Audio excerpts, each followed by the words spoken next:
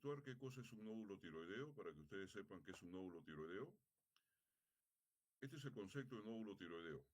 Nódulo tiroideo es una lesión, es una lesión detectada en la glándula tiroides que puede ser en forma palpatoria o también mediante una ecografía. Y que este nódulo tiene la característica de ser diferente al parénquima que lo circunda. Ese es el concepto de nódulo tiroideo. También ya hablamos alguna vez en la clase anterior de lo que son los incidentalomas, pues acá también hay incidentalomas, ¿no? Cuando son hallazgos ecográficos se denominan incidentalomas, y cuando uno trata de buscar otra cosa, entonces busca y encuentra un nódulo tiroideo por casualidad, ¿no? Por eso se llaman incidentalomas. Una cosa importante en los nódulos tiroideos es que nosotros, ¿no?, debemos diferenciarlos de algunas lesiones palpables que no toman las características que hemos visto acá arriba del concepto de nódulo. Se llaman los pseudonódulos tiroideos. El ejemplo clásico de los pseudonódulos tiroideos son los nódulos que se presentan en las tiroiditis subagudas o incluso en la tiroiditis de Hashimoto. No cumplen la estricta definición que hemos conceptuado hace unos momentos.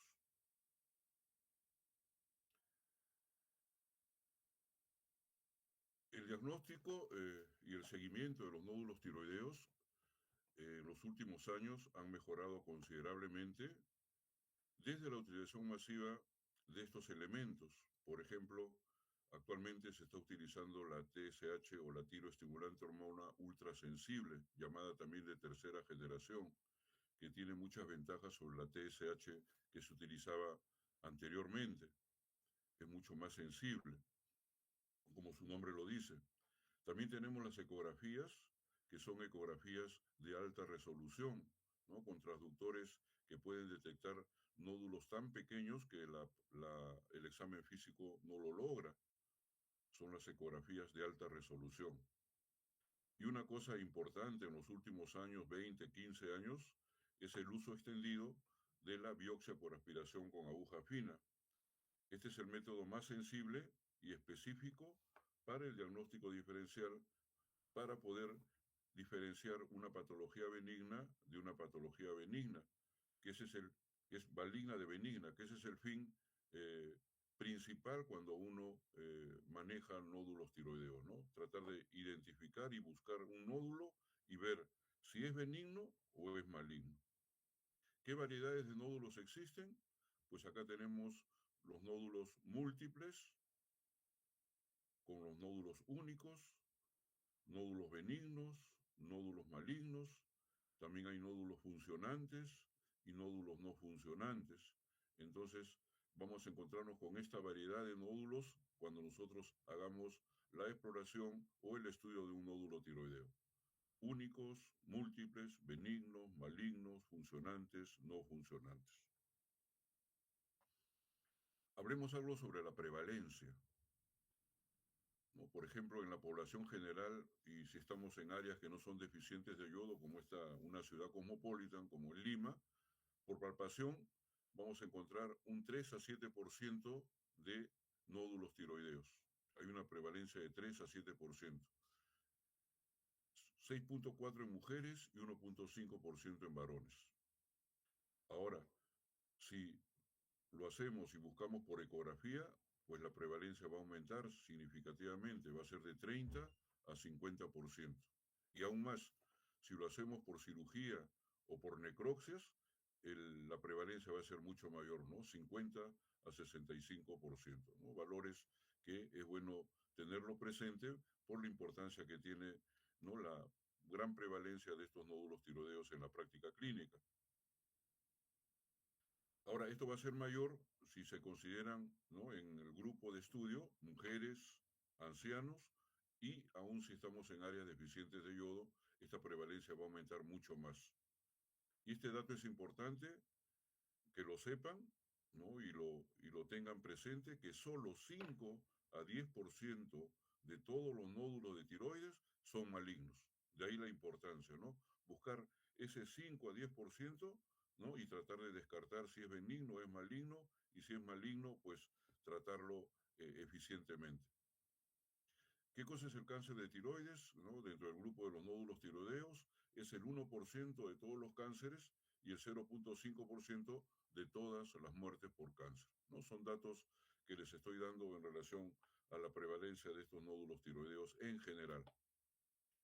¿Cómo evaluamos nosotros el nódulo tiroideo? ¿Cómo manejamos un nódulo tiroideo? ¿Qué tenemos que hacer?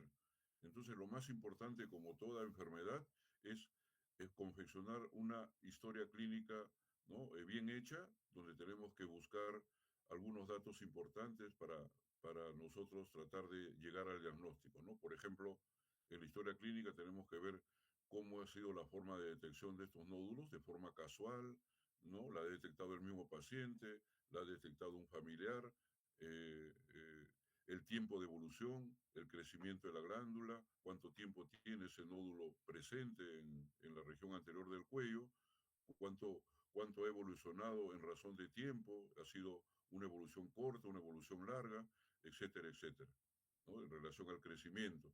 Y las características típicas del nódulo, que ustedes obviamente no lo han llevado en semiología, cómo se debe palpar una glándula tiroides, o cómo se debe palpar un bocio, o cómo se debe palpar un nódulo. Entonces, en este caso tenemos que inspeccionar, ¿no? Palpar, ¿no? La glándula de acuerdo a lo que nos han enseñado.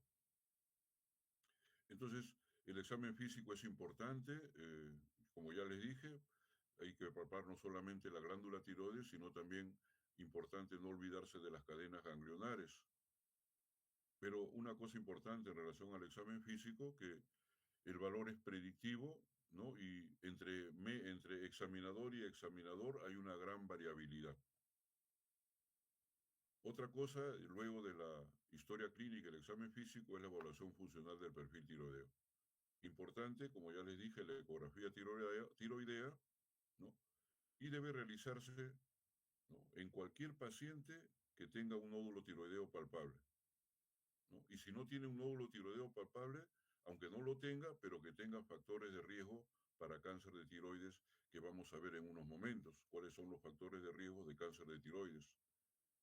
Importante la biopsia por aspiración con aguja fina, ¿no? O PAF también se le llama, lo conocemos como PAF, un PAF o biopsia por aspiración con aguja fina de tiroides.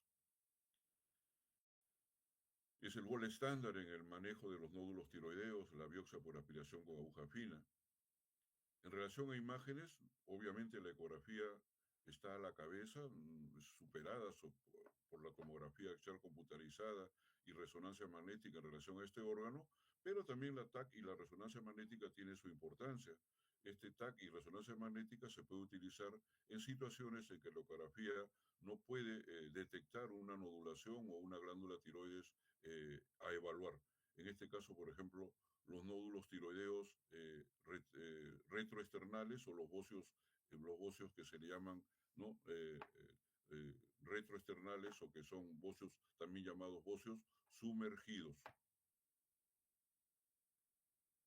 En relación a la evaluación, la gamografía tiroidea solamente se debe realizar cuando hay, ¿no? un perfil tiroideo compatible con hipertiroidismo, ¿no? Y una glándula aumentada de tamaño.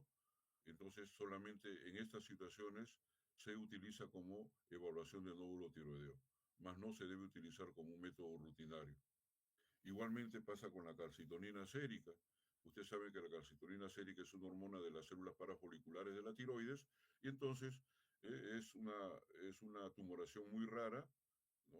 Difícil por los costos y por los laboratorios que no la logran dosificar.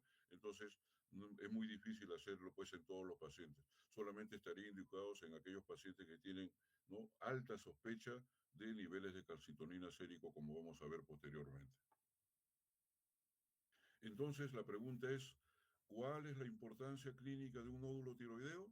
Entonces, el reto que tenemos nosotros para evaluar un nódulo tiroideo es lograr un equilibrio que nos permita identificar cuál de ellos son malignos o cuál de ellos son benignos. Y otra manera también importante de lograr una evaluación satisfactoria es que debemos evitar el uso excesivo de ecografías como actualmente se están haciendo, ¿no? El uso exagerado de ecografías, ¿no? De manera inadecuada. Y también, ¿no? El uso exagerado de biopsias y cirugías sobre todo, ¿no? Cirugías inadecuadas. Entonces, esa es la importancia clínica para evaluar un nódulo tiroideo. Acá viene lo más importante, ¿cuáles son los factores de riesgo de malignidad? Son varios. Por ejemplo, tenemos la irradiación de cabeza y cuello, sobre todo en los niños y adolescentes, ¿no? Aquellos niños que son irradiados eh, por lesiones neoplásicas en la región del cuello, en los globos oculares o por lesiones hematológicas, pueden producir a futuro, ¿no? Un factor de riesgo para malignidad de nódulos tiroideos. También la exposición a radiaciones ionizantes. Ya hemos visto nosotros en la historia eh, eh, eh, muchas exposiciones de radiaciones ionizantes. Chernóbil, por ejemplo, es un ejemplo clásico de exposiciones radiaciones ionizantes. Otra cosa importante como factor de riesgo, el paciente que tenga antecedentes familiares o historia familiar de familiares de primer grado con cáncer de tiroides, ¿no? Abuelos, padres, hermanos. Ese es un factor de riesgo importante. O de lo contrario, ¿no? Esto es menos frecuente, que tengan antecedente familiar de carcinoma medular de tiroides, ¿no? Y que el carcinoma medular de tiroides, como nosotros sabemos, forma parte de la neoplasia endocrina múltiple tipo 2A, ¿no? Esta va acompañada carcinoma medular de tiroides, tumores, el feocromocitoma y tumores paratiroideos. Solamente son factores de riesgo para el diagnóstico solamente de carcinoma medular de tiroides. La edad también tiene importancia como factor de riesgo. Menores de 20 años tienen más riesgo y mayores de 70 años también tienen el riesgo de malignidad. Si el tumor se presenta en varones, también es un factor de riesgo, ¿no? El sexo masculino. Otros factores de riesgo, por ejemplo, ya un crecimiento nodular o un nódulo mayor de 1 centímetro, hay que considerarlo factor de riesgo. Y si tiene estas características de una consistencia dura o firme, ¿no? Y si tiene los límites a la palpación mal definidos, o a la ecografía límites mal definidos, también es un factor de riesgo. Aquellos nódulos fijos de tejidos adyacentes también son factores de riesgo, por de ahí la importancia cuando nosotros evaluamos un nódulo tiroideo o una tiroides, ¿no? Al paciente hacerle tragar la saliva para ver si ese nódulo se moviliza o no se moviliza y determinar si es dependiente de tiroides o no es dependiente de tiroides. La presencia de adenopatías regionales cervicales también es otro factor de riesgo. Aunque no se objetive el nódulo, a la palpación o a la ocultación, el mismo hecho de tener adenopatías cervicales nos hace pensar que puede ser un factor de riesgo de malignidad. Ahora en la clínica, una ronquera persistente, una disfonía, una disfagia o algunas tos o disneas frecuentes, crónicas, también hace sospechar de un factor de riesgo de malignidad. Y últimamente está en estudio también, ¿no? Ya en investigación para considerarlo, por eso que lo he puesto acá como factor de riesgo al final, aquellos nódulos tiroideos que son descubiertos incidentalmente, ¿no? Por esta técnica, esta imagen que se llama técnica de positrones, ¿no? También se ha visto también que el hecho de tener elevación de TSH sobre el rango normal, o sea, fuera del rango normal, también hay que considerarlo como un factor de riesgo.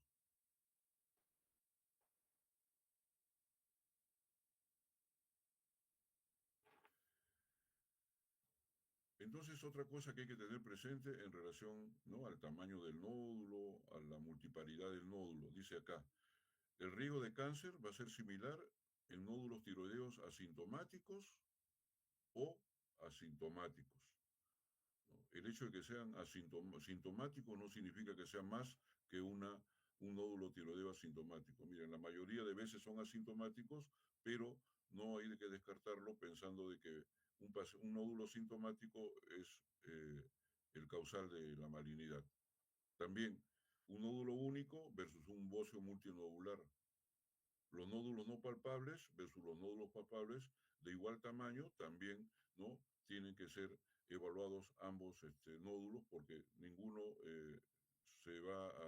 va a presentar más riesgo de malignidad que otro. Entonces acá tenemos los nódulos benignos y los nódulos malignos. Los nódulos benignos corresponden en el universo al 95% y los carcinomas al 5%.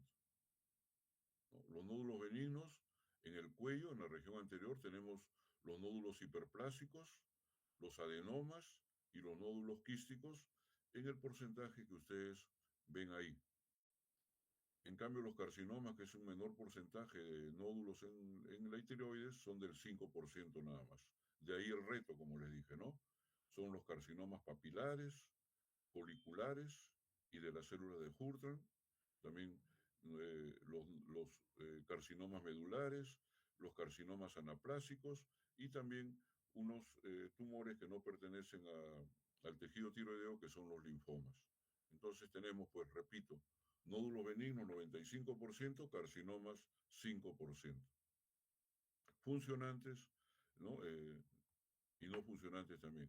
Pero no solamente, ¿no? Los nódulos no funcionantes van a ser cánceres de tiroides o adenomas tiroideos. También podemos encontrar como diagnóstico diferencial quistes coloides, ¿no? Hemorragias tiroideas agudas, tiroiditis, como en este caso la tiroiditis subaguda, como ya les dije, metástasis tiroideos con menor frecuencia, ¿no? Los quistes del conducto tirogloso, sobre todo en los niños, y los adenomas paratiroideos. Todos estos son considerados diagnóstico diferencial de todos los nódulos tiroideos. En relación a la evolución natural del bocio multinodular, estos bocios multinodulares son más frecuentes en áreas deficientes de yodo.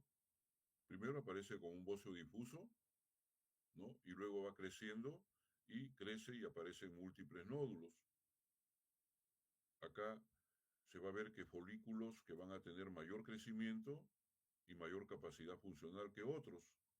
Entonces, sigue su crecimiento, ¿no? A pesar de que los valores de TSH declinan, van a causar primero entonces un bocio multinodular no tóxico y luego un bocio multinodular tóxico. Esa es la evolución natural del bocio multinodular. Y la mayoría crecen autónomamente. Vayamos al diagnóstico, la analítica de los nódulos tiroideos. ¿Qué no debe faltar en la evaluación? Antes de explorar un nódulo tiroideo con imágenes y ecografía, nosotros tenemos que hacer siempre el dosaje de TSH. Y aquí podemos tener, ¿no? Obtener dos cosas. Si un TSH es menor de 0.5 y un TSH es mayor de 5 miliunidades por mililitro, ¿no? O está elevado.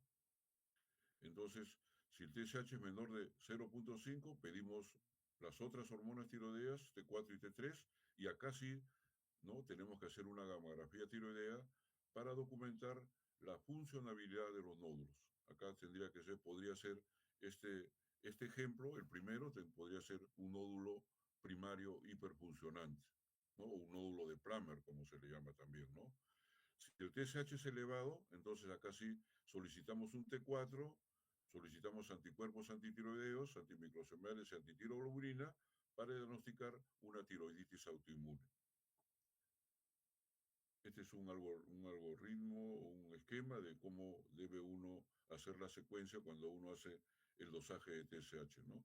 Si es menor de 0.5, entonces hacemos una gamografía y vamos a ver que este nódulo puede ser funcionante, ¿no? Puede producir hormonas tiroideas autónomas. Si es mayor de 0.5, buscar si es una tiroiditis de Hashimoto. Y luego ya nos vamos a la gamografía tiroidea, ¿no? Esta gamografía, como le digo, solamente se va a realizar, es de suma utilidad en bocios uni o multinodulares hiperfuncionantes. Y se va a realizar con este yodo 131 y va a medir la captación a las 2 y a las 24 horas. Como les dije, no es útil como primer paso diagnóstico en lesiones nodulares tiroideas. No se debe hacer en todos los nódulos que uno ubica.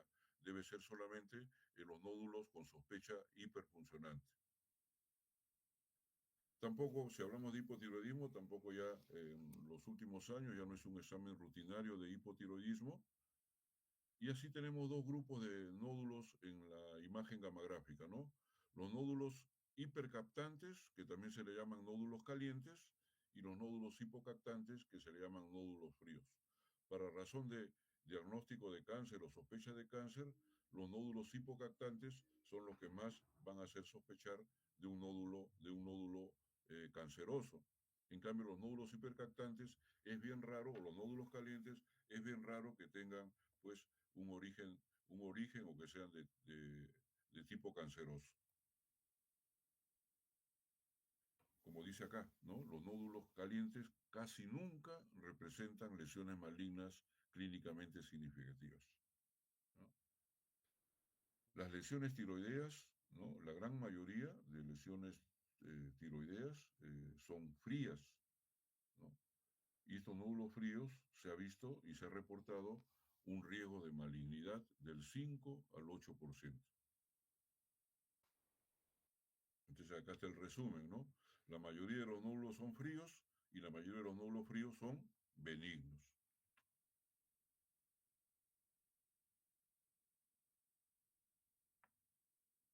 Acá tenemos un ejemplo gamagráfico, ¿no? Una imagen gamagráfica donde vemos un nódulo frío, un nódulo caliente y un nódulo tibio, ¿no? Acá tenemos este nódulo caliente, que es un nódulo hipercaptador. Miren ustedes cómo la sustancia iodada ha sido captada ávidamente por este nódulo y el tejido circundante ha quedado prácticamente, ¿no? Sin pigmentación o sin, ¿no? Porque todo esto ha sido captado por el nódulo autónomo. En cambio, el nódulo frío tiene esta imagen, ¿no? Una imagen diferente a la imagen del tejido tiroideo, y estos son los nódulos que nosotros tenemos que valorar o estudiar, ¿no? Los nódulos fríos. No, adenoma tóxico también se llama enfermedad de Plummer o de Plummer, ¿no? Entonces, 10% de pacientes con nódulos solitarios tienen TSH inhibida, ¿no? Lo que sugiere un nódulo benigno hiperfuncionante, ¿no? Entonces, acá ya se descarta ya casi un 99% que sean nódulos de tipo maligno, ¿no? Y acá el manejo ya tendría que ser con yodo radioactivo o manejo quirúrgico. El adenoma tóxico, que es lo que estamos hablando del autónomo, la prevalencia varía según las áreas, del 2 al 30%. Si son áreas de deficiencia relativa de yodo, como por ejemplo en las partes de la sierra, es 3 veces más prevalente.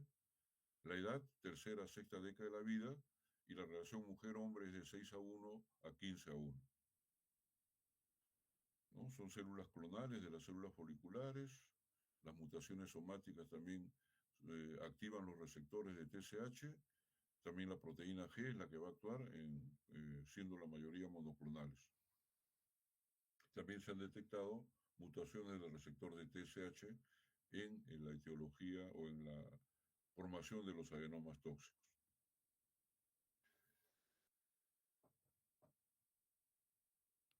La ultrasonografía o ecografía tiroidea, ¿no? No le he cambiado el nombre, mejor ecografía tiroidea, ¿no? La ecografía tiroidea es la imagen de elección para la glándula tiroides. Entonces, ¿en quién se debe solicitar y en quién no se debe solicitar? Como ya les dije, se debe solicitar en todo paciente con uno o varios nódulos palpables, obligado a hacer una ecografía o solicitar una ecografía. En pacientes con palpación normal, pero con alto riesgo de cáncer, ya sea antecedentes familiares, que hayan sido irradiados o que tengan este síndrome que es la neoplasia endocrina múltiple. O que tengan también, ¿no? Adenopatías cervicales clínicamente sospechosas o ecográficamente sospechosas. ¿En qué no se debe solicitar?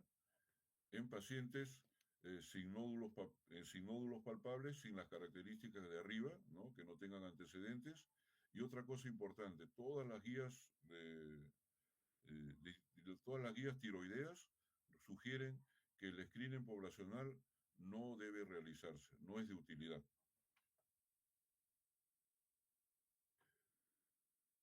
Y esto sí es importante que ustedes conozcan cuáles son los criterios ecográficos de malignidad. Entonces nosotros vamos a encontrar siempre en una ecografía tiroidea datos importantísimos para dirigirnos al lado de tumores malignos o nódulos malignos. Si nosotros o el examinador o el ecografista o el médico endocrinólogo que es el equipo que estudia los nódulos tiroideos, domina esto, fácilmente va a ser el diagnóstico o la diferenciación entre un nódulo maligno y un nódulo benigno. ¿Cuáles son los criterios? Un nódulo con bordes irregulares que presente microcalcificaciones puntiformes hiperecogénicas intranodulares con escasa sombra acústica posterior, que tenga al realizar un ecodoppler un flujo central o que esté bien vascularizado también. En relación al diámetro, ¿no?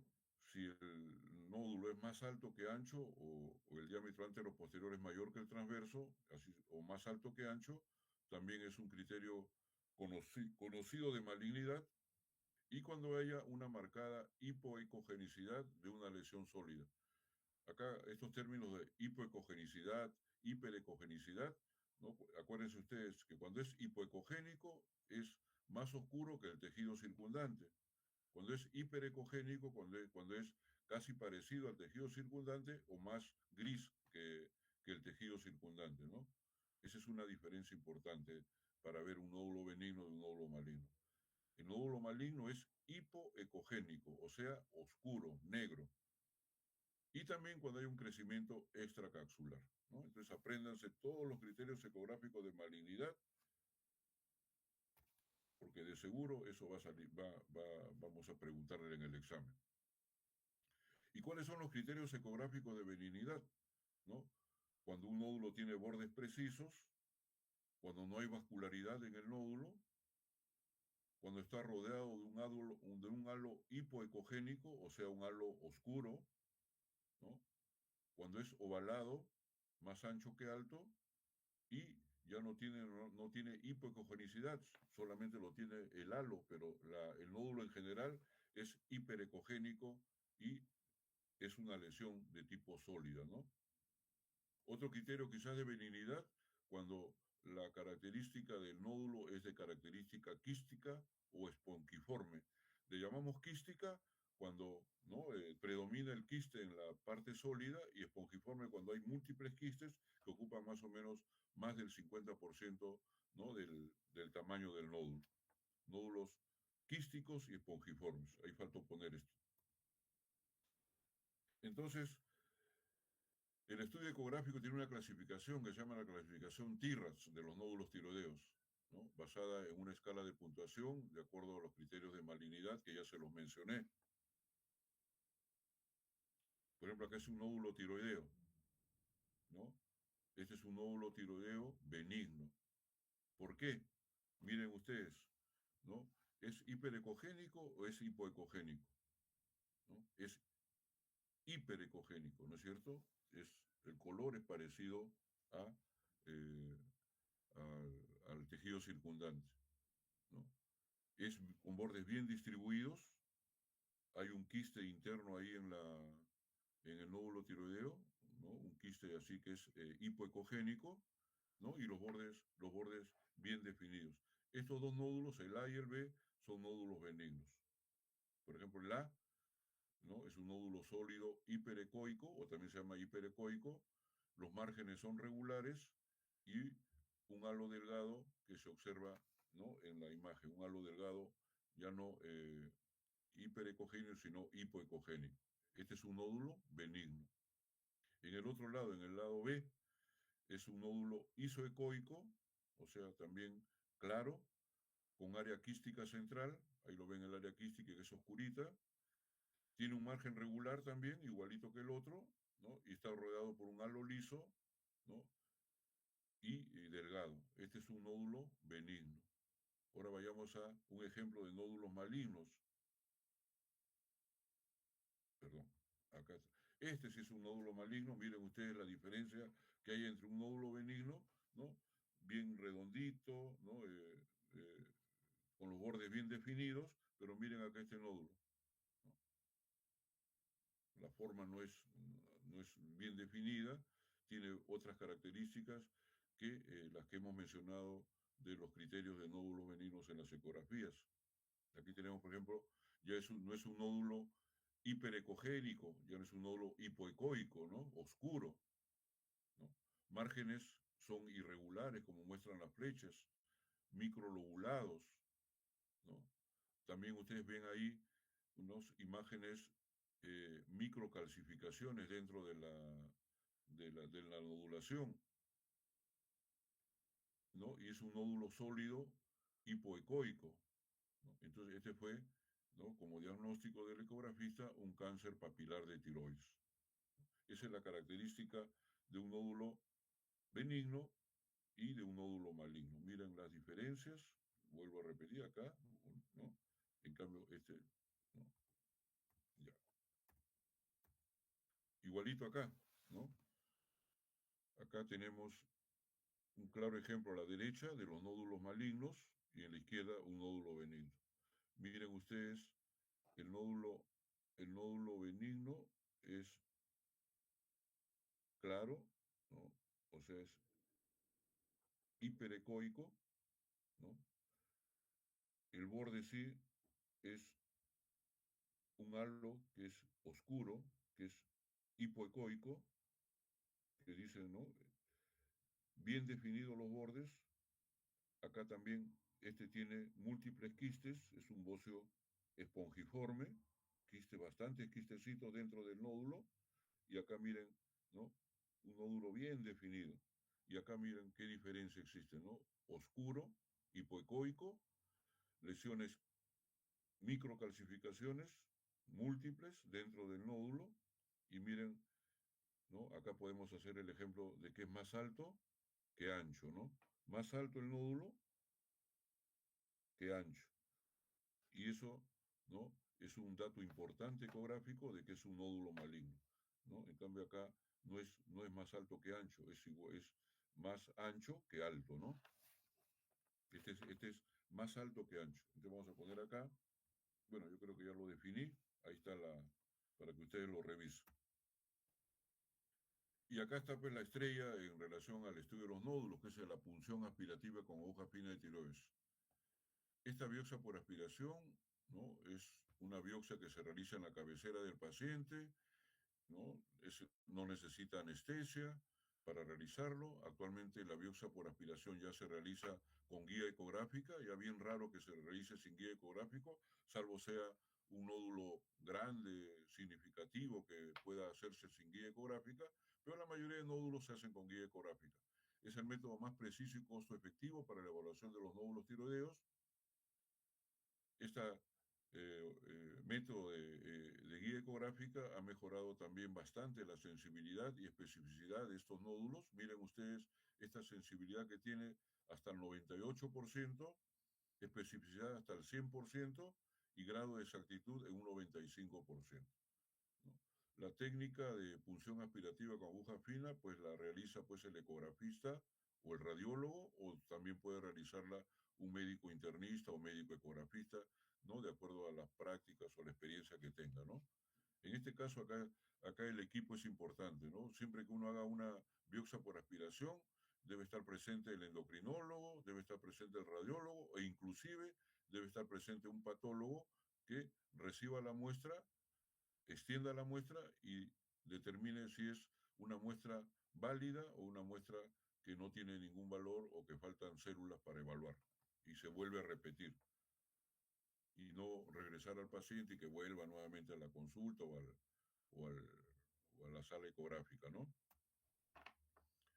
Acá está un estudio conocido donde se ve pues la sensibilidad, especificidad, el valor predictivo, los falsos positivos, los falsos negativos que se van a ver en un estudio multicéntrico, multihospitalario de las funciones aspirativas con aguja fina. ¿Cuáles son las indicaciones de la biopsia por aspiración? ¿No? Se hace en todo nódulo tiroideo palpable con características ecográficas sospechosas, ya sea de cualquier tamaño, que tengan antecedentes de neoplasia endocrina múltiple tipo 1 sobre todo, familiares de primer grado, con cáncer de tiroides o que recibieron irradiación del cuello, nódulos no palpables mayores de 1 centímetro, que sean hipoecogénicos sobre todo, se tiene que hacer biopsia por aspiración. Si tienen adenopatías también sospechosas y nódulo tiroideo presente, también. Y en los bocios multinodulares, ¿no? Acá se determinan las características ecográficas del nódulo que tiene más características o más sospecha de malignidad. A ese nódulo se le realiza la biopsia por aspiración. No se le hace al nódulo más grande, sino se hace al nódulo que tiene las características ecográficas más sospechosas de malignidad. Estas son las ventajas y las desventajas de la biopsia por aspiración. Amplia disponibilidad, ¿no? Todos los hospitales generales pueden realizar, ¿no?, las biopsias por aspiraciones. Acá vale la experiencia o la cantidad de biopsias que a más biopsias que deba realizar, más experiencia por parte del que la realiza, ¿no? En la formación de los residentes de endocrinología se les recomienda como en su formación de residente que realice más o menos unas 100 a 200 biopsias durante su formación, para decir que ya está capacitado para hacer biopsias, cuando ya sale como médico endocrinólogo. Hay que evitar la radiación, evita la radiación, perdón, no da radiaciones. Es inocuo, no produce molestias en el paciente, se realiza en la cabecera del paciente, como le dije. Gran resolución para detectar nódulos, ¿no? Valora el volumen de la tiroides, lo que no sucede con la resonancia magnética, ¿no? Que no es tan precisa. Permite también, si hacemos un ecodoppler, visualizar el flujo vascular y permite también, como ya les dije, ¿no?, una orientación para realizar la biopsia dirigida. Las desventajas, un operador inexperto pues va a tener problemas, al igual que el que lee la citología, ¿no? Porque estos son exámenes citológicos, ¿no? Que no tenga experiencia en la lectura del patólogo, que no tenga experiencia en la lectura de láminas citológicas de biopsia por aspiración, pues va a tener errores en el diagnóstico, ¿no? No es útil para detectar biopsias sumergidos, entonces acá sí tenemos, ¿no?, como arma la resonancia magnética y la tomografía axial computarizada. Eso sí, ¿no?, la biopsia tiene poco valor predictivo de malignidad, ¿no? A veces no puede hacer un diagnóstico al 100%. Es casi lo mismo, ¿no? Este es un algoritmo sencillo sobre el nódulo tiroideo. Hay algoritmos mucho más complicados, más exigentes, pero para que ustedes vean cómo se hace la biopsia por aspiración cuando es un nódulo positivo, una biopsia por aspiración positiva, negativa o indeterminada. ¿Y cómo es la distribución de los resultados de la biopsia por aspiración con aguja fina, ¿no? En los estudios se ha visto que se han detectado nódulos benignos en un 69%, nódulos malignos en un 4%, sospechosos de malignidad en un 10%, y también, como toda biopsia o todo procedimiento, también hay muestras insuficientes o no diagnosticadas en un 17%, ¿no? Es una muestra insuficiente cuando uno hace la aspiración y no obtiene la cantidad necesaria de tejido o grupos celulares para poder hacer el estudio citológico. Entonces ya se le llama muestra insuficiente, o de lo contrario cuando la muestra no es bien extendida y está compuesta solamente de sangre, ¿no? Acá vale la experiencia de las personas que hacen este tipo de biopsias. ¿Cuál es el tratamiento de los nódulos tiroideos? Ya yendo al tratamiento, ¿no? Tenemos las lesiones benignas y las lesiones malignas, ¿no? Ya las malignas son nódulos positivos por biopsia por respiración, ¿no?, o que haya compresión en los sugestivos, son sugestivos de cáncer. Estos son los tratamientos de los nódulos tiroideos, sean benignos o sean malignos. Tenemos el tratamiento con levotiroxina, bórrenlo de la mente porque ningún nódulo es efectivo con tratamiento médico. Con levotiroxina no, no, las diferentes guías han demostrado y han sugerido que no se debe dar tratamiento a cualquier nódulo tiroideo, sea grande, pequeño, con hormona tiroidea. No va a haber respuesta. Lo que sí se puede utilizar es el yodo 131 cuando es un nódulo hiperfuncionante, ¿no? Un nódulo autónomo hiperfuncionante. La inyección percutánea con etanol, que vamos a ver qué cosa es, ¿no? La cirugía tiroidea, que es, ¿no?, la que más utilizamos cuando detectamos un nódulo tiroideo. El tratamiento con drogas antitiroideas cuando es, ¿no?, un hipertiroidismo de causa nodular. Y también últimamente se está utilizando en los nódulos benignos, sobre todo, la ablación percutánea por radiofrecuencia, ¿no?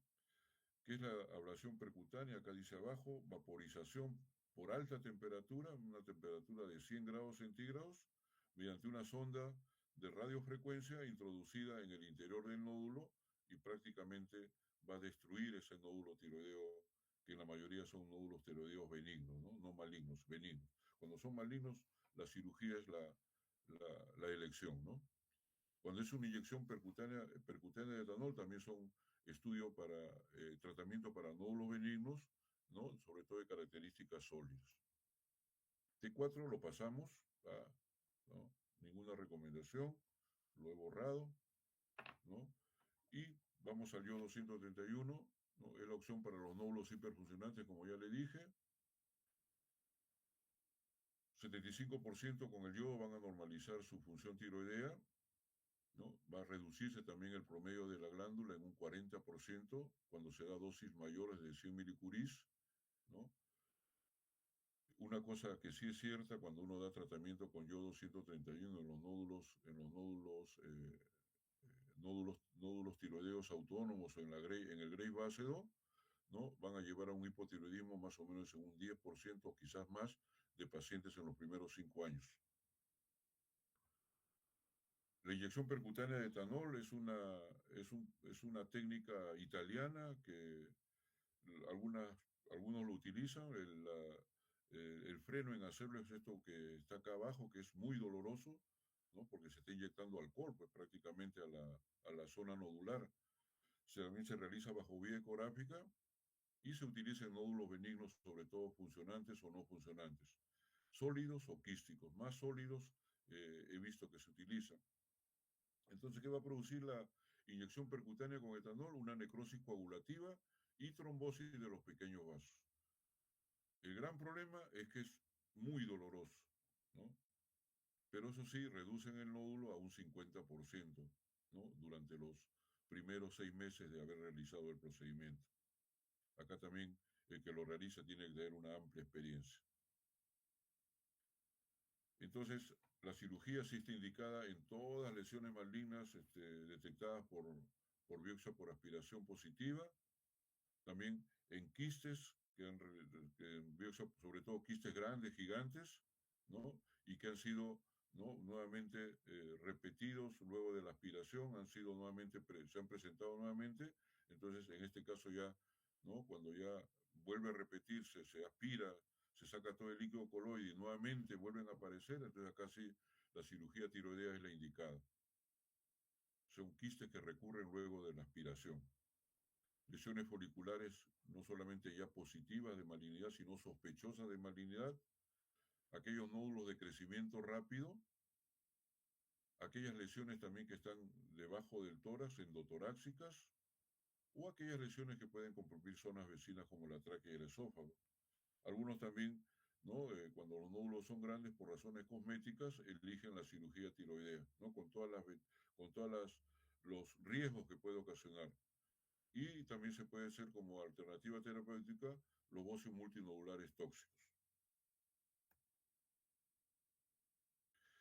Obviamente, el cirujano que va a operar, siendo un órgano tan vascularizado y tan difícil de llegar, ¿no?, debe ser realizado por un cirujano de cabeza y cuello, ¿no?, especializado. Se debe realizar como elección la tiroidectomía total. Se puede usar también hemitiroidectomía, pero en ciertas situaciones, ¿no? Y las complicaciones también hay que tenerlas presentes. Las complicaciones más frecuentes son el hipoparatiroidismo transitorio, que se puede presentar en un 30%, y un hipoparatiroidismo ya permanente en un porcentaje muy pequeño, en un 1%, y esto va a depender de la experiencia del cirujano de cabeza y cuello. O sea, va a haber hipocalcemia, ¿no? Hipocalcemia por hipoparatiroidismo. Van a ser dependientes de calcio, ¿no? Y también otra lesión o otra complicación frecuente, ¿no? Cuando no hay experiencia en la extirpación o el nódulo tiroideo es muy difícil de extirpar, son las lesiones del nervio laringio recurrente.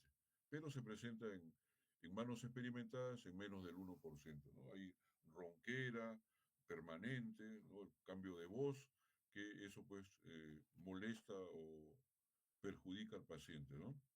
Y eso ya es permanente. Si se lesiona el nervio recurrente, ya pues prácticamente, ¿no? El paciente va a quedar así.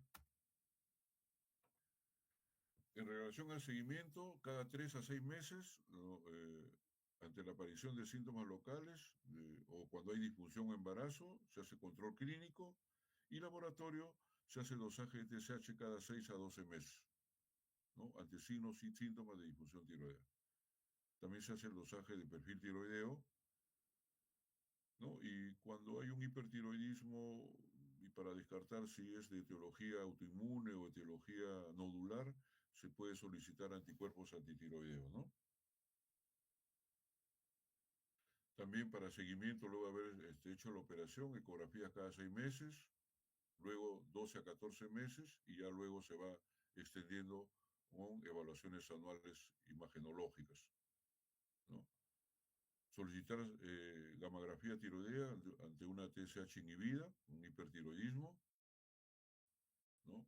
Se puede utilizar también radiografía de cuello con relleno esofágico o también estas imágenes de TAC y resonancia magnética cuando hay manifestaciones de compresión. En este caso es mucho mejor que una ecografía, ¿no? Evalúa mejor los síntomas que comprime un nódulo tiroideo. Ahora vayamos ya netamente a lo que es el cáncer tiroideo, ¿no? La revisión y la literatura la he obtenido de estas guías de Asociación Americana de Tiroides del 2015, que espero que la tengan ustedes en su biblioteca y la revisen si les interesa el tema. ¿Y cuál es la epidemiología del cáncer de tiroides? Es el 90% de las neoplasias endocrinas malignas, corresponde al 90%, 2% de las tiroidopatías y 5% de los bocios nodulares. Un 7% son cifras epidemiológicas, fallecen por la enfermedad. Se encuentran los cánceres de tiroides entre los 10 primeros cánceres en el sexo femenino, en el top 10 de los 10 primeros cánceres. Y esto es importante también, ¿no? Que la incidencia en los últimos años ha aumentado significativamente, todo por el sobrediagnóstico, el uso indiscriminado de las ecografías, ¿no? Por los hallazgos de los incidentalomas, ¿no? Pero también, no solamente por eso, sino también porque hay factores de riesgo potencialmente modificables. Acá tenemos, por ejemplo, el tabaco, la obesidad, ¿no? El, eh, los trabajos, las enfermedades laborales donde hay absorción de minerales, puede ocasionar también, o puede ser posible de que sea esta la incidencia que ha aumentado en los últimos años. Pero la tecnología pues ha influenciado bastante, ¿no?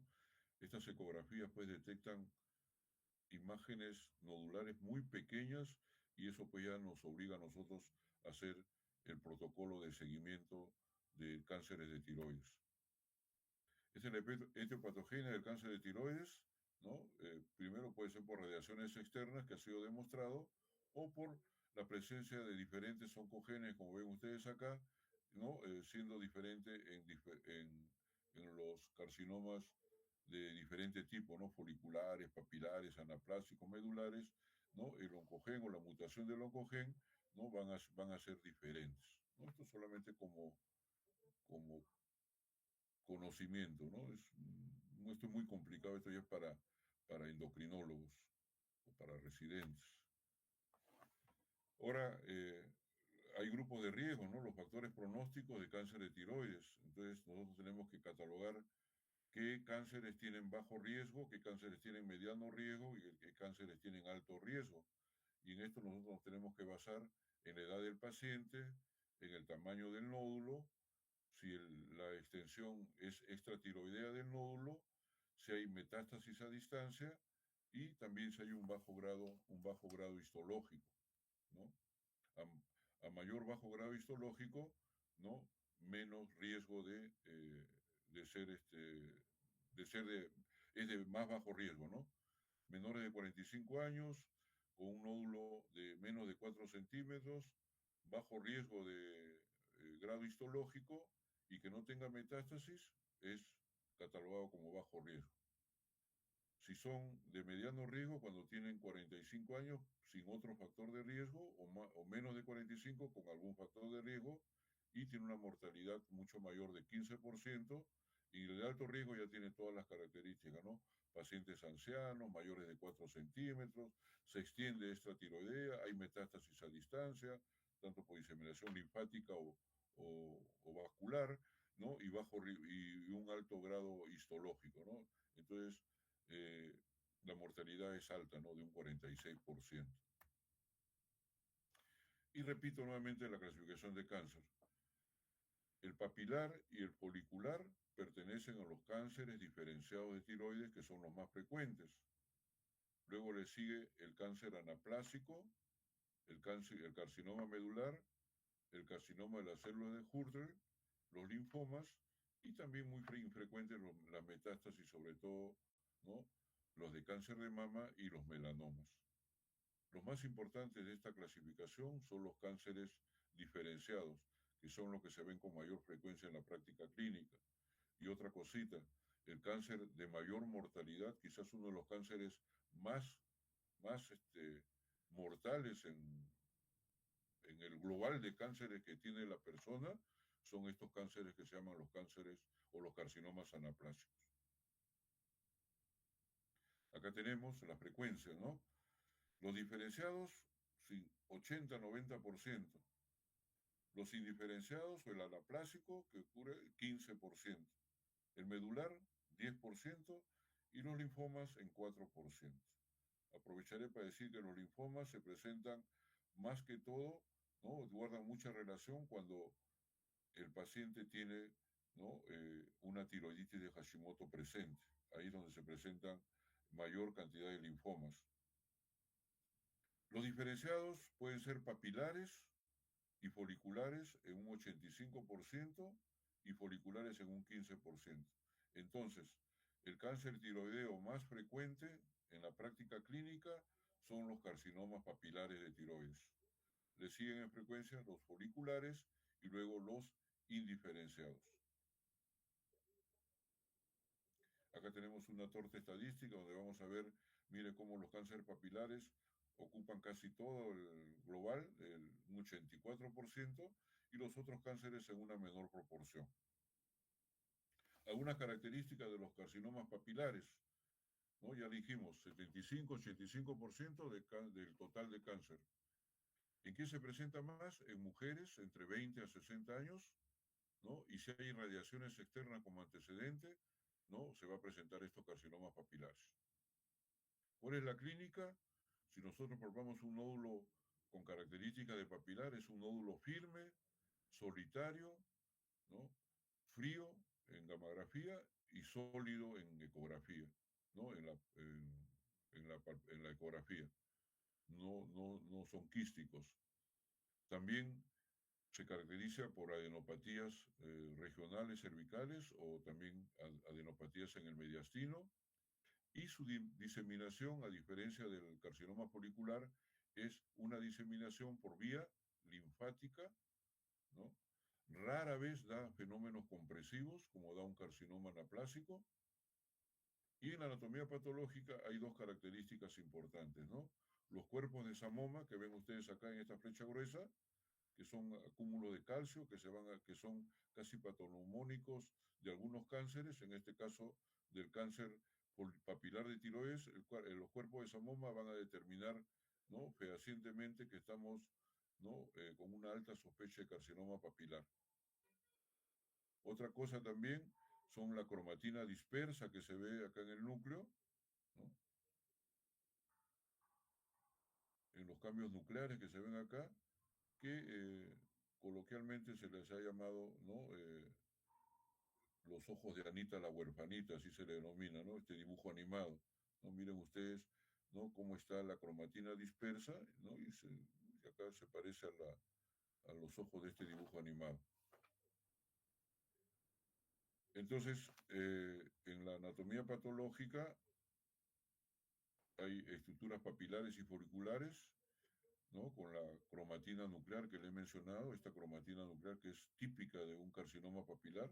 Si se presenta los ojos de Anita la huerfanita y los cuerpos de Samoma, definitivamente es un carcinoma papilar, ¿no? Hay muchas variedades, los microcarcinomas papilares, los carcinomas ocultos, y el tratamiento vendría a ser, obviamente, la tiroidectomía, seguida de una ablación con yodo radioactivo.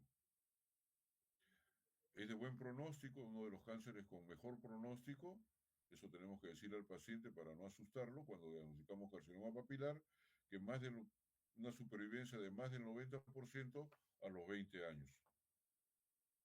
Le sigue al carcinoma papilar los carcinomas foliculares, ¿no? La frecuencia es 5 a 25% de todos los cánceres y se ve sobre todo en bocio, ¿no?, en áreas de bocio endémico. Se ve también igualmente en mujeres más de 50 años. Cuando hay déficit de yodo hay mayor presencia de carcinoma folicular y también cuando hay radiación externa, al igual que carcinoma papilar, ¿no? La anatomía patológica es característica porque parecería ser que es un tejido tiroideo normal, pero son folículos pequeños, ¿no?, con poco coloide, pero miren ustedes, si ustedes han llevado histología, se parece mucho a una imagen normal de una glándula tiroides, de una histología tiroidea. En la clínica son nódulos solitarios hipocactantes, ¿no? No son tan compresivos tampoco, no comprimen, ¿no?, y se presenta adenopatía en un 5%. Su diseminación no es linfática, más es hemática, sistémica, da metástasis pulmonares no solamente a las regiones cervicales, ganglios cervicales, sino ya se extiende mucho más a pulmones, a huesos y a hígado, ¿no?, en un 15%. Tratamiento también tiroidectomía total y, al igual que el papilar, administración de radioyodo. Acá la supervivencia es mucho menor, de 60-86% a los 10 años, pero también se le considera pues prácticamente un nódulo con poca mortalidad. Este sí es bravo. Este es el carcinoma anaplásico. Es uno de los tumores más agresivos porque tiene un curso rápido y letal. El paciente se muere rápidamente cuando se le diagnostica un carcinoma anaplásico. Se presenta en personas adultas mayores, ¿no? Acá sí la diferencia es que es más frecuente en varones. Los factores etiológicos son el déficit de yodo y patologías tiroideas, ¿no?, como por ejemplo algunas tiroiditis, como la enfermedad de las tiroiditis estas crónicas de Riedel, es una tiroiditis muy rara, pero que puede guardar relación con los carcinomas anaplásicos. Se disemina sobre todo de manera local o también por metástasis, ¿no?, pero más la diseminación es local, ¿no? La clínica es llamativa, hay rápido crecimiento con disfagia, disnea y ronquera de manera rápida. Una característica importante en la diseminación local es que hay necrosis y hay ulceraciones de la piel en la cara anterior del cuello, ¿no? Se van a presentar úlceras en la piel anterior del cuello. Es un anátomo patológico, no es encapsulado, infiltra tejidos adyacentes de manera rápida. Las características pues ya son de células atípicas multinucleadas con muchas mitosis. y las metástasis pueden ser metástasis linfáticas y también hemáticas. Los, los, los órganos que más se afectan es el pulmón, el hígado y los huesos. Entonces acá, ¿qué hacemos con el tratamiento? Solamente cirugía paliativa, ¿no? Este carcinoma no capta yodo, entonces no es útil la yodación en estos pacientes, solamente darle una buena calidad de vida. El pronóstico es muy malo, muy agresivo y el paciente se muere una vez hecho el diagnóstico a los 6 meses. Este es el carcinoma anaplásico.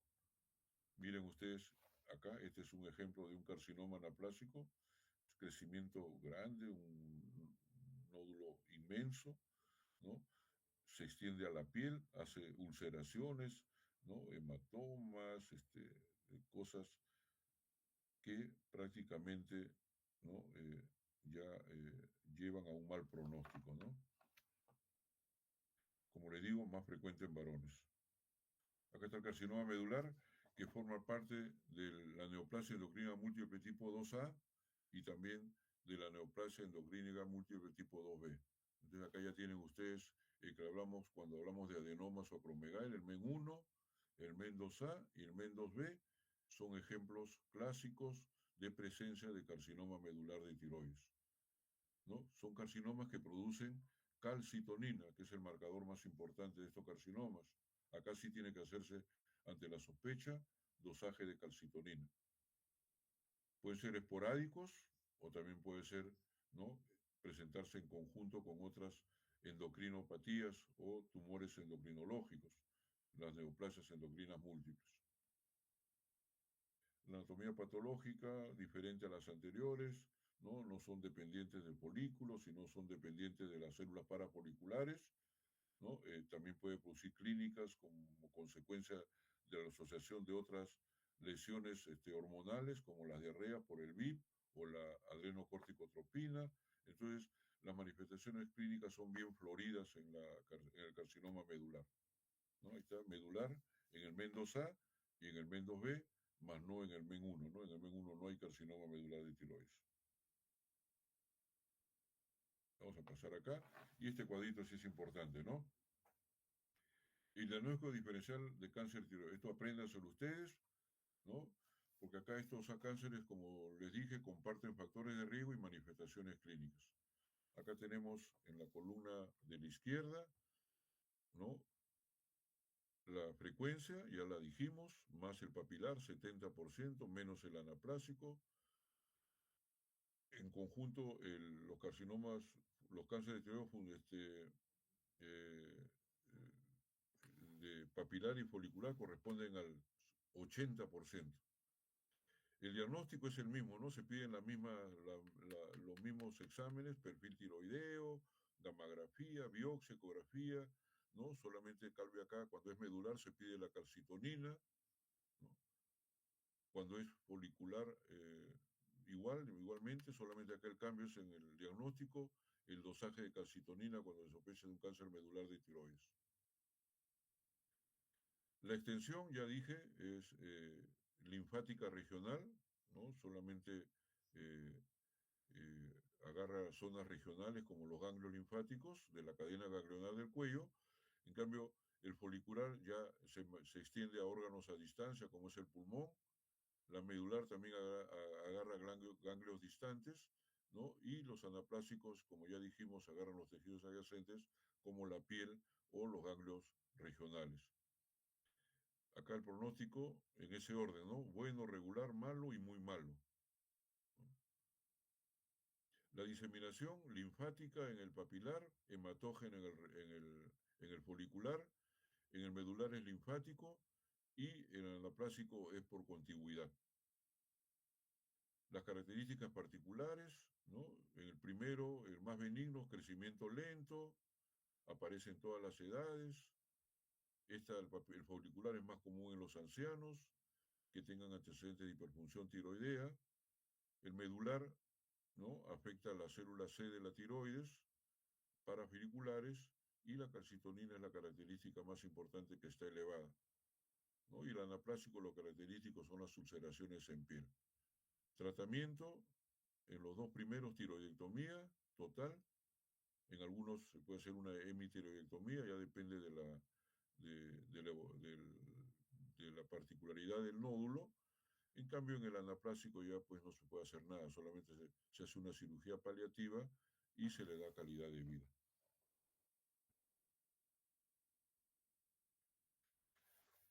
Este tratamiento cirugía, la mayoría de veces tiene que ser una tiroidectomía total, ¿no? Y con la limpieza ganglionar de las zonas afectadas del ganglio, ¿no? Y también se da, ¿no? Luego de la cirugía, un tratamiento sustitutivo para inhibir la TSH y luego recurrir al rastreo con yodo radioactivo a los 2 o 3 meses de haberse realizado la tiroidectomía.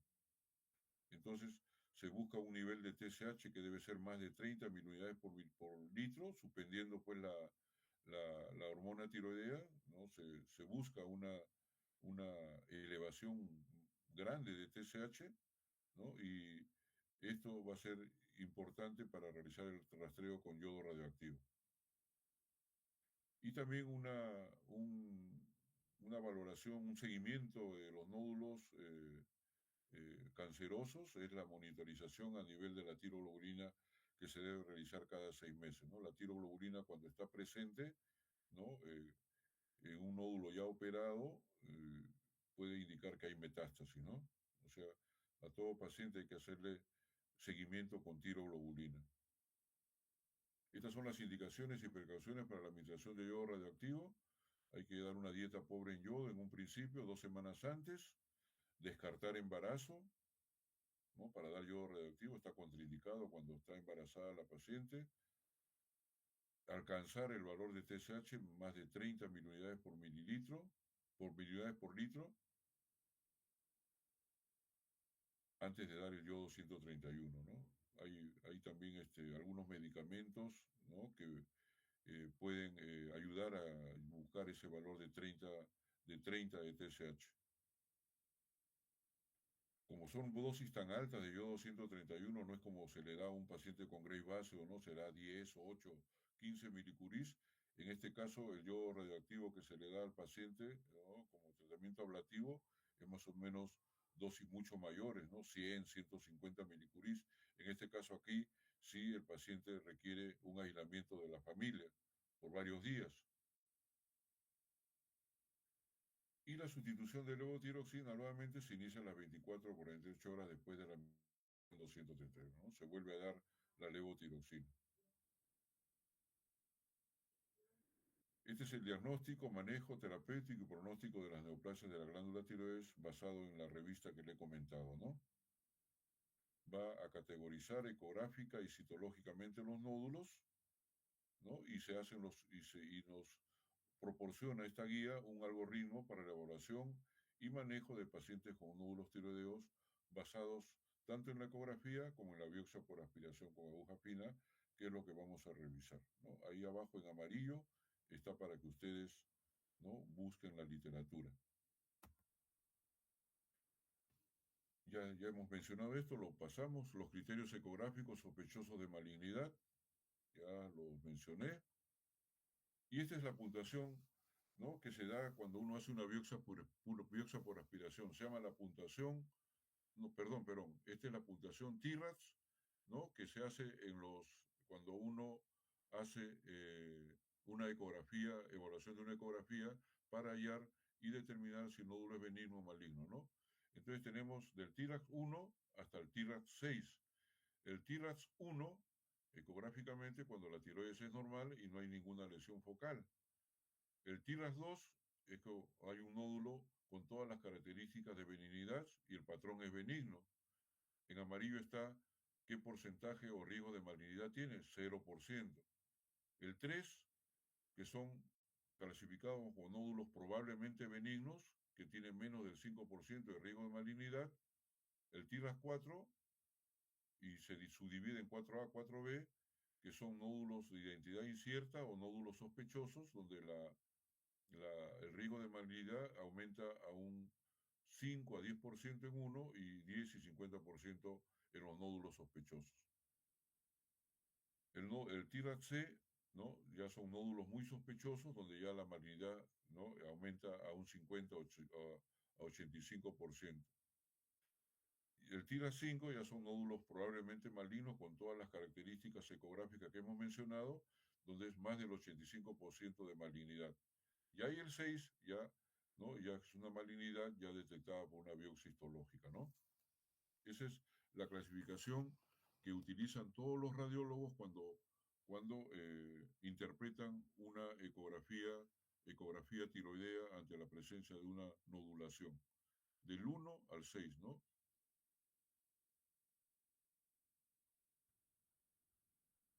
Acá tenemos esta de la revista, de la guía, tenemos acá las imágenes ecográficas de los nódulos altamente sospechosos, sospechoso intermedio, baja sospecha, muy baja, de muy baja sospecha y benigno. ¿No? Acá está el benigno, por ejemplo, ya les mencioné, ¿no? Oscuro. ¿No?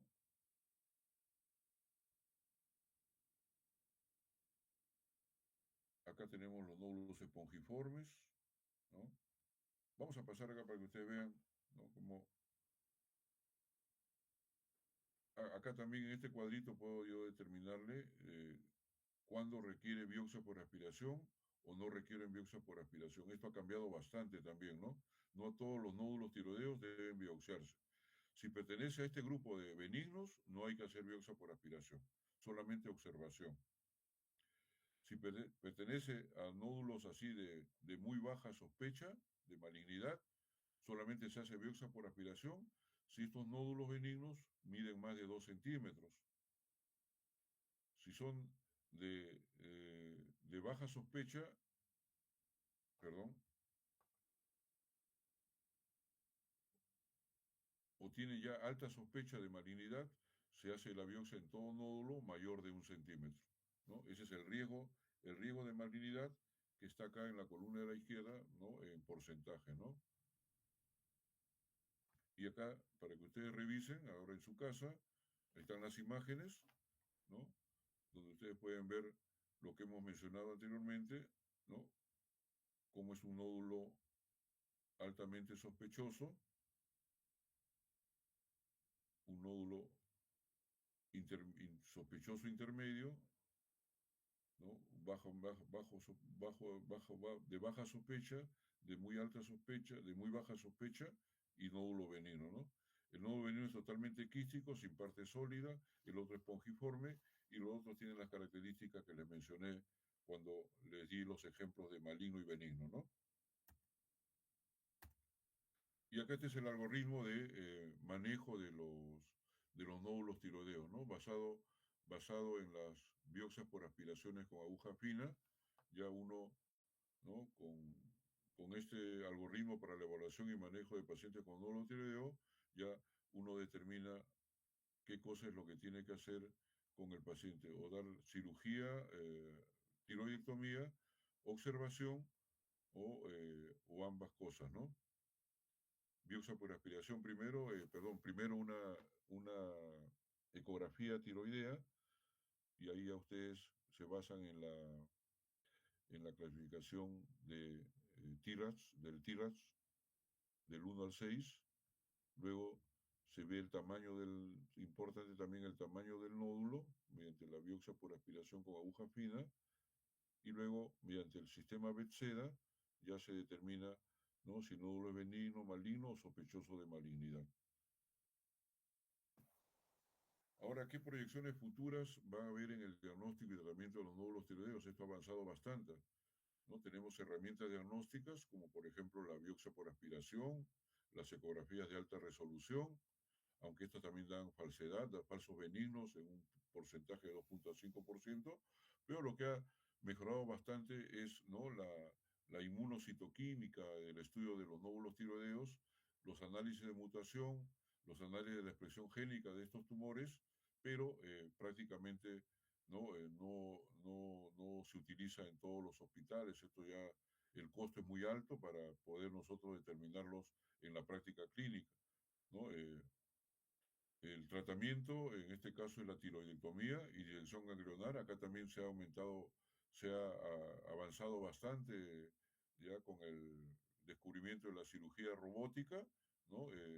la tiroidectomía endoscópica, ¿no? La cirugía robótica oral, oral tiroidea, transoral, ¿no? Ya no se hace el corte, la cicatriz, esa característica que se le hace a la cirugía habitual que se hacía antes, ¿no? Ahora con la cirugía robótica buscan otras zonas para ingresar a la tiroides y evitar que se produzcan pues esas cicatrices que a la larga pueden ser antiestéticas, ¿no? Acá vamos a ver, ¿no? Por ejemplo, en los últimos años también en relación a las herramientas diagnósticas, ha habido el descubrimiento de las bases moleculares del cáncer de tiroides, ¿no? Ese es un capítulo aparte, ¿no? Las bases moleculares del cáncer de tiroides. Esto ha ayudado bastante a ver la posibilidad de contar con nuevos marcadores genéticos, ¿no? Teniendo estos marcadores genéticos, ¿no? No solo nos van a dar el diagnóstico, sino también va a servir mucho para el tratamiento de cáncer de tiroides, ¿no? Sobre todo en las lesiones en que la citología no es muy clara. Y esto llevaría pues a que no haya cirugías, ¿no? O cirugías que no han debido hacerse, ¿no? Entonces, las bases moleculares del cáncer de tiroides en los últimos años se está avanzando bastante, pero acá lo importante que es, ¿no? El costo que implica, ¿no? Utilizar estas bases moleculares en el algoritmo de tratamiento, ¿no? Miren ustedes acá, ¿no? Acá hay, por ejemplo, la cirugía laparoscópica transoral, entran por la cavidad bucal, ¿no? Pueden entrar por la axila, ¿no? Mediante endoscopía, llegar a los nódulos tiroideos o a las glándulas tiroideas, extirpar la glándula tiroidea sin dejar ninguna cicatriz, ¿no? En la zona de la región anterior del cuello, ¿no? Eso está avanzándose bastante en el campo quirúrgico, ¿no? En las operaciones de los nódulos y de los cánceres tiroideos o de las tiroidectomías. Bien, entonces, conclusiones para llevar a casa. Acá ya está el resumen del tema. El nódulo tiroideo es una entidad clínica muy frecuente, se ve mucho en la práctica. Los nódulos en la glándula tiroidea presentan un gran desafío diagnóstico y terapéutico, como ya hemos visto. La mayoría de los nódulos son benignos, solamente un porcentaje menor van a ser malignos. La anamnesis y la exploración física son fundamentales en el diagnóstico. La técnica más importante para diagnosticar un nódulo tiroideo es la ecografía. La biopsia por aspiración también es una técnica muy específica. El seguimiento del algoritmo diagnóstico es fundamental para llevar a cabo un buen manejo. Acá nos tenemos que basar en las guías actualizadas del manejo de nódulos tiroideos o de enfermedades tiroideas. Y el tratamiento del nódulo tiroideo consiste en un seguimiento adecuado, la cirugía, ¿no? Y también tener presente que todo nódulo tiroideo debe ser con un tratamiento individualizado. Una cosa importante es que cuando uno diagnostica nódulos tiroideos, esto va a causar ansiedad en los pacientes y más aún en sus familiares, ¿no? Por la posibilidad, ¿no? De que sean diagnosticados como malignos. También no existe un criterio único para su correcto manejo clínico, ya que aún se plantean muchas controversias, ¿no? Todavía siguen las controversias en relación al manejo de los nódulos tiroideos. Aún muchas cosas no están claras. Conocer las distintas alternativas posibles facilita la correcta interpretación de esta patología. Es importante, ¿no? Familiarizarnos con lo que es el TIRAX en el diagnóstico ecográfico de los tumores cancerosos de tiroides y también conocer lo que es en la biopsia por aspiración con aguja fina, lo que es el BETSEDA, ¿no? La clasificación del BETSEDA. Y por último, lo que hemos visto en las últimas imágenes, nuevas herramientas diagnósticas y tratamientos se están utilizando con bastante éxito en los últimos años. Muy bien, ¿alguna pregunta? Alumnos, en relación al tema. Vamos a, ¿cómo salgo acá?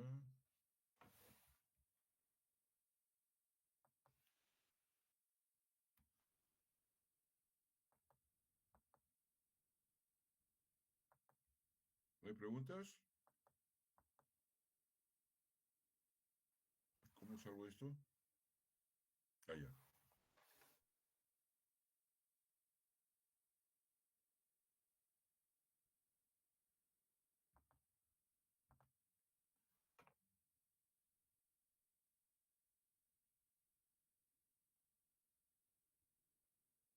Bien. A ver, Andrea. Andrea. Sí, doctor. Andrea, no hay preguntas. Terminamos. Ya conversamos para la próxima clase, ¿ya? Bien, alumnos. Buenas noches. Hasta luego.